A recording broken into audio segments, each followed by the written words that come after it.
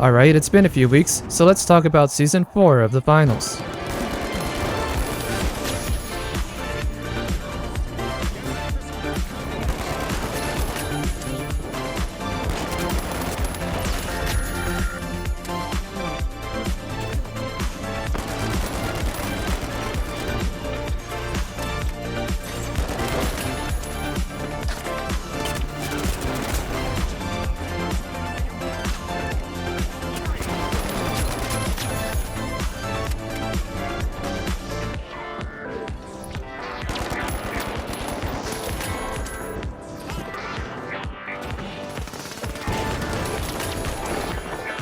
Starting off, we have the new map, Fortune Stadium, which has a lot of Seoul and Skyway Stadium DNA to it.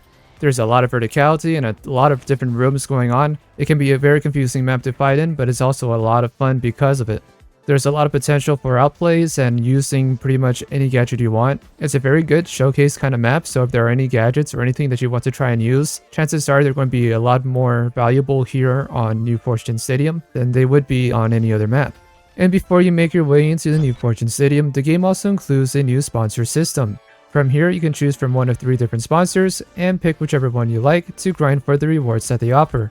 Overall, this is a really cool concept as you're able to get just a little more information in regards to the sponsors that are helping out this game and a little bit of lore as to what's going on in the world. Also, it is completely free, so there are no microtransactions involved. Just simply sign the dotted line and have fun grinding.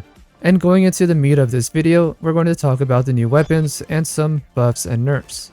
Before that though, no new gadgets were added to the start of the season, so maybe we'll see more later this season. If not, we'll have to wait till Season 5. And while we have the video paused, please give this video a like and consider subscribing as we make our way to 1,000 subscribers. The 3 new weapons that this season has to offer are dual deagles for the heavy, the pike 5.56 DMR for the medium class, and a M26 Matter shotgun for the light.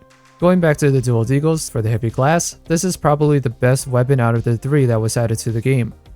Not only does it hit hard, but it also has a fair amount of range. If you take your time to learn and land your shots, the dual deagles can be very helpful for the heavy class. I would say it's even meta at this point. You also can still use your melee weapons or your melee builds. Those are still completely meta if you want to play that way, but if you want to change things up or use a ranged weapon, the dual deagles seems to be a very solid choice. Along with that, the developers are also working to give buffs to the heavy class. As they have seen from their metrics, the heavy class is usually picked the least, and is also the most specialized out of the 3 different classes. And one of the takeaways in terms of the buffs for the heavy class is that they are buffing both LMGs in the game, both the Lewis gun and the M60 LMG. So they should have easier to handle recoil, and it should be easier to land your shots at range. So again, some more heavy options for the heavy class that not only were they solid before, but they're even better now. In my previous controversial video in Season 3, the developers had added the winch claw, which is the roadhog hook for the heavy class. I did say in that video that this gadget was going to receive a nerf if not be deleted, and I do want to clarify on that. I was serious about the nerf, I was not serious about it being deleted. I would like for it to be deleted, but I know it wouldn't be. But either way, it did receive a nerf, so I was correct. It was a little overpowered, a little overtuned when they first released it. Glad to see that they toned it down. It is still a very menacing gadget, and something you do not want to be on the wrong side of. Either way, the winch claw is here to stay. It did receive the nerf I mentioned, so let's move on. Another somewhat random nerf to the heavy class is the mesh shield gadget, which is to prevent spamming. So before, you were able to open and close the mesh shield at will in order to prevent damage and sustain the longevity of the shield. Apparently that was not the original intent, so the developers had added a cooldown whenever you close off the gadget, so you cannot reopen it immediately after. Personally, I could go either way.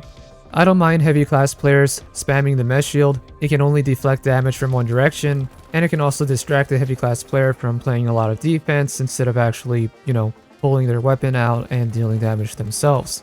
Overall, there are just too many counters for this to really have been an issue in the first place. At least in the game modes that I play in, which is primarily power shift. Maybe it's a bigger issue in the cash out, and maybe that's why they made the change. Either way, it's something to be wary of if you are still playing as a heavy class. Moving onwards to the Pike 5.56 DMR for the medium class.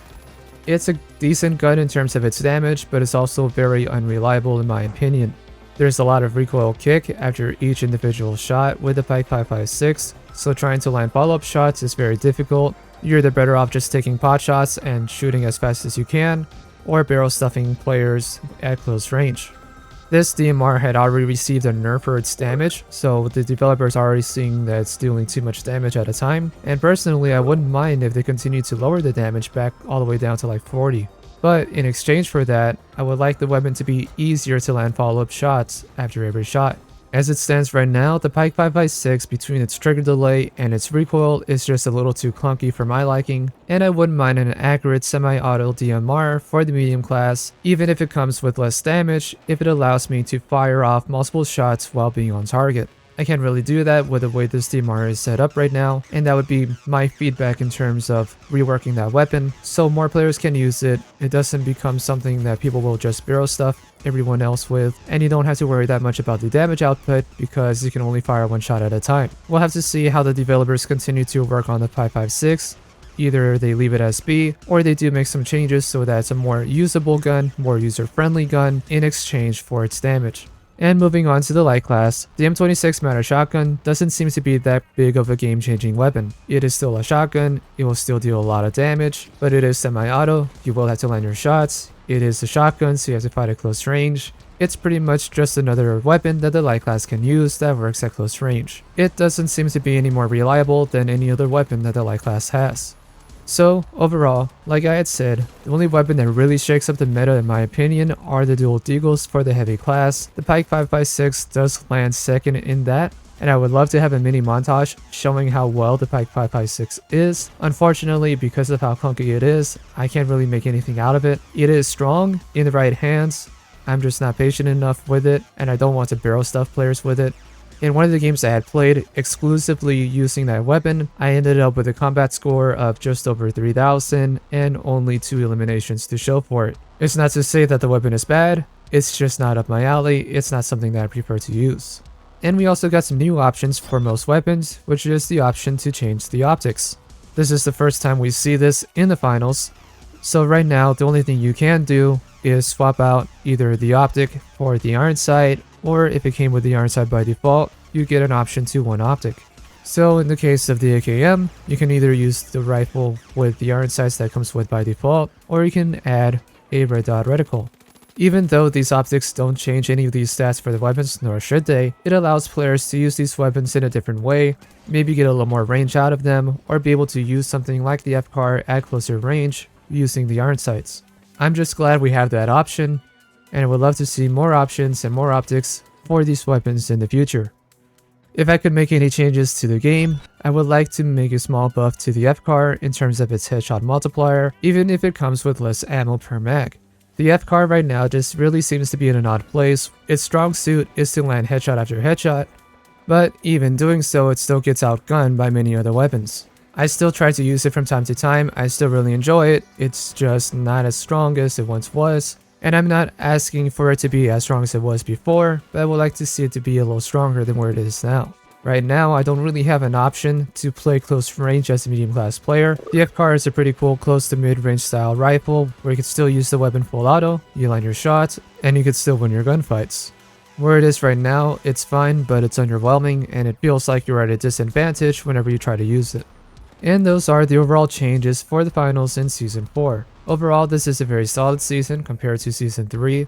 Not only is the new map much better than Kyoto, but we also got a new sponsored system so we can earn more cosmetics for free, and we get 3 new weapons to work with. Overall, I am very pleased with how Season 4 turned out, and I look forward to seeing what more content we can expect from this season and what Season 5 will offer. Let me know what your thoughts are with Season 4 and what weapons you've been using as of late. And if you've gotten this far, don't forget to like the video and consider subscribing to see more videos more often. Until then, I am Mr. Rain, and I'll see you next time.